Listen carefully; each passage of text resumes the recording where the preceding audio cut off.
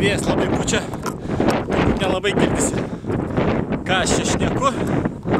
Vienu žodžiu esu Kalpė miestelis, toksai šalia Benidormo. Nuo Benidormo gal kokia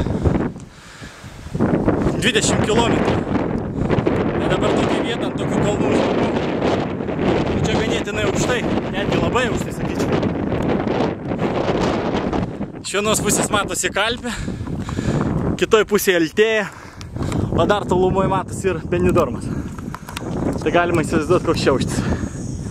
Jeigu 20 km puikiai matosi. Va, čia yra Altėja.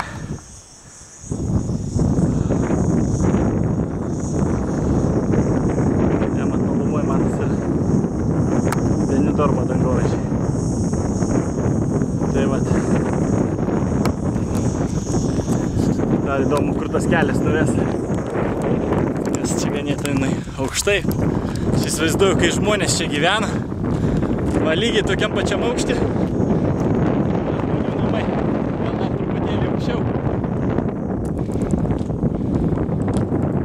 Čia ilgas kalniukas, nežinau. Gal verta įeit, turbūt gal neįsiu. Bent į pačią viršūnę sugalvočiau užlipti, bet gal nelipsiu. Bet va, visur padaryti turėklai, gražu, tvarkinga, visur pridėta žmogaus ranka, kad tik turistui būtų fainai. Ten matosi uostas. Šiaip tai gražu, pakrantė šitą labai graži. Jūra, viskas, vangelį plaukia.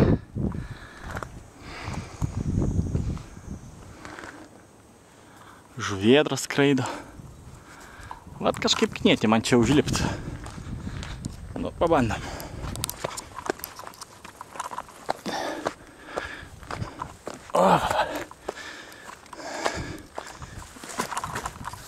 Primena biškį Tenerifę.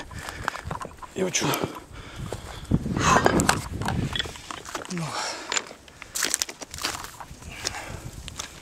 Bet jaučiu dabar, tai pamatysiu vaizdelį, nuo kurio akys iššoks ant kaktos.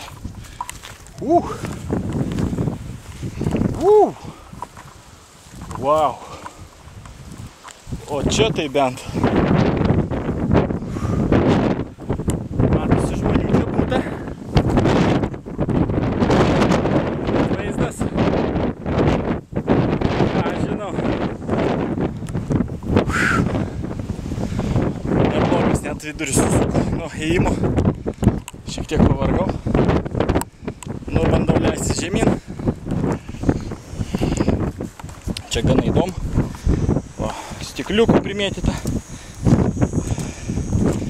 Tai aiškiai nenufilmuosiu filmo kaip Discovery, kad žmogus eina per negyvenamą salą, per negyvenamas vietas. Čia gerai gyvenamas, lankomas turistų, tik tai labai įdomios. Aišku, per tokius akmenis tai niekas neina. Nebent tokie gudručiai kaip aš.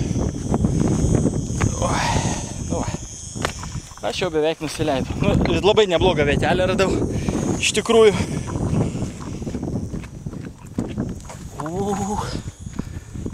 Arti žemės, arti kelio.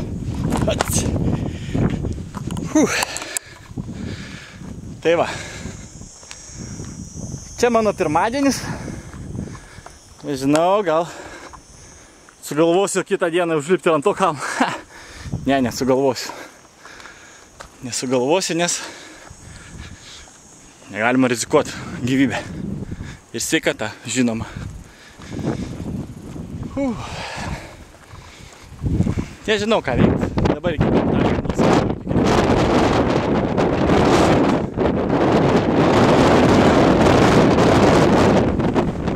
Taigi, keliausiu.